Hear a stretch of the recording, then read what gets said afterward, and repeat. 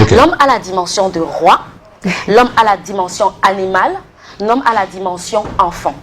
Vous, femmes, lorsque vous n'êtes pas au parfum de cela, vous aurez tous les problèmes du monde.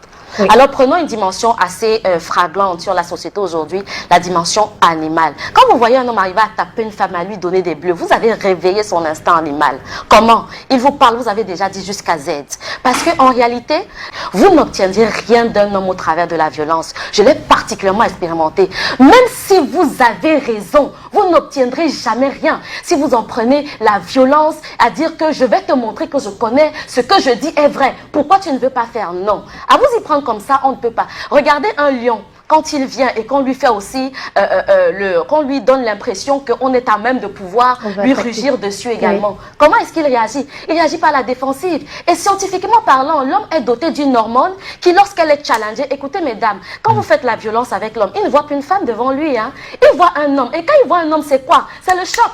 Tu es un homme, on se fait ça dur ensemble. Donc quand vous faites la violence, lui aussi il se dit que mais attends, j'ai pas une femme en face de moi là. Ouais, donc je vais réagir comme un homme. Voilà. Il y a cette hormone qui joue à ce moment. Donc utilisez un tout petit peu de sagesse. Cette même sagesse que vous utilisez dans un autre environnement. Vous respectez les pasteurs même quand ils vous disent les choses que vous n'admettez pas. Vous acceptez.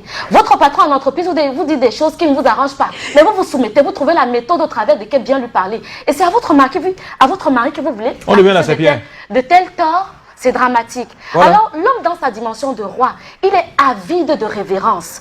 Regardez, vous ne pouvez pas aller montrer à un roi que vous pouvez lui donner quelque chose. C'est de la même façon avec un homme à un certain moment. Il attend les honneurs, il attend les éloges. Et j'aime particulièrement un exemple. Il y a une histoire dans les Saintes Écritures de la reine Esther. Elle voulait obtenir quelque chose du roi. Oui. Mais elle n'est pas allée avec ses atouts de reine. Qu'est-ce qu'elle a fait? Elle a organisé un festin au roi avant de poser la demande. Qu'est-ce que tu installes comme environnement avant de poser une demande à ton mari à la maison? Je demande, tu fais comme... non, non, non. Le roi se sent bafoué, il sent sa dignité touchée. Il a quand même un royaume. Il a les Tchinda autour de lui qui le respectent. Et c'est une femme qui veut venir lui faire la loi dans son royaume, ça devient délicat.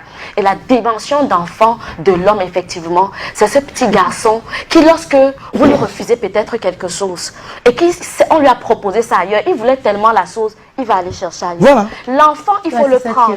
Il faut lui expliquer. Il faut savoir dire à l'enfant que, bon, tout c'est toi.